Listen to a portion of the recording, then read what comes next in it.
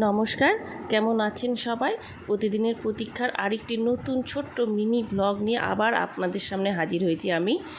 বছরের একটা দিন প্রত্যেক মানুষেরই কাছে খুব স্পেশাল থাকে। আজ আমারও সেই দিনটা ছিল। আমাকেও আমার মেয়েরা ভীষণভাবে ফিল করিয়েছে যে আমি ওদের কাছে খুব স্পেশাল। আপনারা তো ভিডিওটা দেখে বুঝতেই পেরেছেন যে আজ আমার জন্মদিন ছিল।